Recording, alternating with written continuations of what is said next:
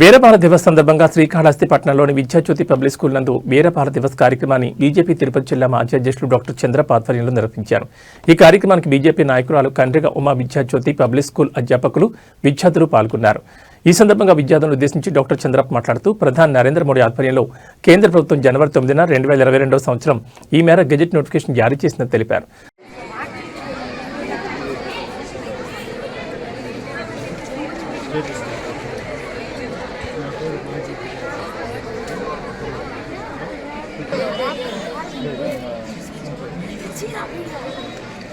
Children parents ఈరోజు బాల వీర దివస్ గురించి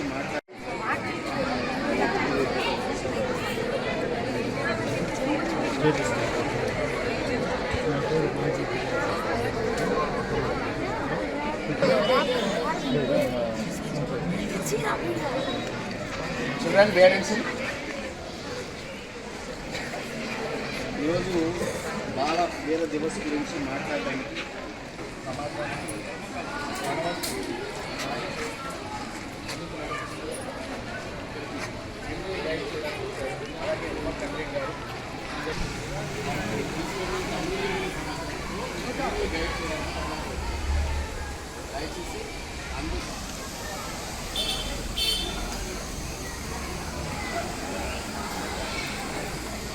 माता की वंदे वंदे वंदे సో ఈ విద్యాజ్యోతి పిల్లలకి యజమాన్యానికి ఉపాధ్యాయులకు మాట్లాడడానికి అన్ని విషయాలు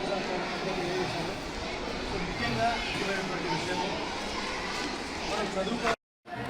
భారత్ మాతాకి జై, భారత్ మాతాకి జై, భారత్ మాతాకి.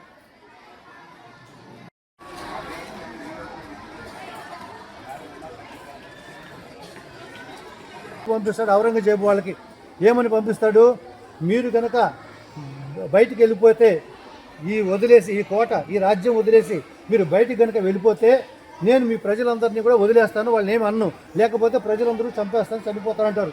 అప్పుడు ప్రజల కోసం గురు గోబింద్ సింగ్ గారు తన కుటుంబ సభ్యులతో కలిసి బయటికి వెళ్తారు. కొంతమంది సైన్యాన్ని తీసుకొని బయటికి వెళ్తూ సరసా అనే ఒక నది దగ్గరికి వెళ్ళి నది దాటుతుండగా ఆ సమయంలో వాళ్ళకున్నటువంటి ఇద్దరు పిల్లలు వాళ్ళ తల్లి బాబా జోరాన్ సింగ్, ఫతే సింగ్ మరియు వీళ్ళ తల్లి వాళ్ళ ముగ్గురు ఆ నీళ్ళలో నది దాటుతూ ఆ సమయంలో ఈ మొఘలు ఒక్కసారిగా దాడి చేస్తారు వాళ్ళ మీద.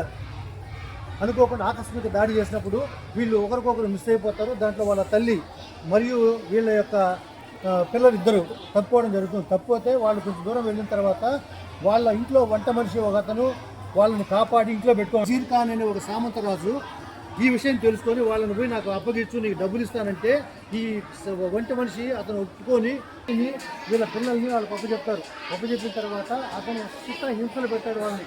ఏమని చెప్తారు, చివరిపోతే మిమ్మల్ని నేను చంపేస్తాను, లేదు అవసరం లేదు, మేము మతం మారం మేము ఇలాగే ఉంటాము అని చెప్తారు. ఆ తర్వాత నువ్వు ఏం చేస్తావంటే మేడం చెప్పినట్టుగా మేము బయటికి వెళ్ళి మా తండ్రి అడ్రస్ చెప్పుకుంటారు, నాకు తెలియదు అని చెప్తారు. అయితే మేము వచ్చి ఈ ఔరంగజేబుని మిమ్మల్ని మొత్తం చీల్చి చెండాడతాం, మిమ్మల్ని మొత్తం చంపేస్తామని చెప్తారు ఆ చిన్న పిల్లలు.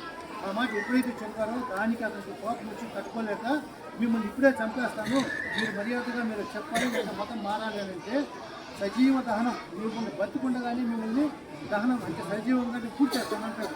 అయినా పర్వాలేదు, భారత మాతాకి జై, నాకు ఈ దేశం గొప్ప కానీ నాకు నా ప్రాణం గొప్ప కాదని చెప్పి ఆ పిల్లలు వాడికి చెప్పడం జరుగుతుంది వజీర్ ఖాన్ అనే అతనికి.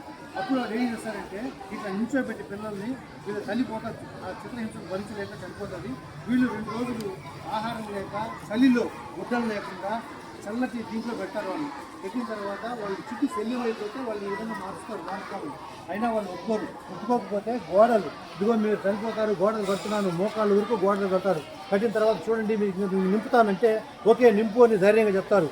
ఇక్కడ వరకు పూర్తిగా నింపేసినా కూడా అట్లే వాళ్ళు అప్పుడే చెప్తారు భారత మాతాకు జై అంటారే తప్ప నేను మతం మారను, నేను హింసకు నేను సిద్ధంగా లేను, మీరు ఏమైనా చేసుకోండి, నా ప్రాణం పోయినా పర్వాలేదు, కానీ మేము ఈ దేశాన్ని విడిచిపెట్టు మారము అని వాళ్ళు చెప్పడం జరుగుతుంది. కాబట్టి వాళ్ళు ఎంతైతే ధైర్యంగా చేశారో అందుకనే వీరబాల దివస్ అని చెప్పి మన ప్రధానమంత్రి మోడీ గారు 2022లో దీన్ని ఒక వీరబాల దివస్గా ప్రకటించడము, ఇది దేశవ్యాప్తంగా పిల్లలకి వాళ్ళ గురించి తెలియచేయడము. ఎవరైతే ఈ దేశంలో ఎంతోమంది సాహస వీరులు ఉన్నారు, ఎంతోమంది గొప్ప వాళ్ళు ఉన్నారు, చరిత్రకారులు ఉన్నారు, చరిత్ర రాసిన వాళ్ళు, తిరగ రాసిన వాళ్ళు ఎంతోమంది ఉన్నారు. వాళ్ళ గురించి మనం తెలుసుకోవాల్సినటువంటి అవసరం కూడా ఉందని చెప్పి మీకు తెలియజేసుకుంటూ, ఈ వీరబాలలు దివస్గా పంజాబ్లో సర్హింద్ అనే ఒక నగరంలో, పట్టణంలో ప్రతి సంవత్సరము డిసెంబర్ 21 నుంచి 27 వరకు వాళ్ళకి సంస్మరణ దివనాలు అని చెప్పి అక్కడ చేయడము, వాళ్ళ గురించి తెలుసుకోవడము, ఈ దేశానికి వీళ్ళకి స్ఫూర్తి అని చెప్పి తెలియజేయడం కూడా జరుగుతుంది. కాబట్టి ఈ వీర బాలలకి మనము ఒక్కసారి ఇచ్చుకుంటూ మనం అందరము కూడా భవిష్యత్తులో ధైర్యవంతులుగా, శక్తివంతులుగా, పరాక్రమవంతులుగా చదువుతో పాటు విద్యను నేర్చుకుంటూ, విద్యని మన యొక్క కౌశల్యానికి పదును పెట్టుకుంటూ మనం ఈ సమాజం, ఈ రోజు ఎవరు చనిపోమని చెప్పేవాళ్ళు లేరు, ఆ రోజులో ఉన్నటువంటి పరిస్థితి. కాబట్టి ఇప్పుడు మనం చేయాల్సిందల్లా దేశ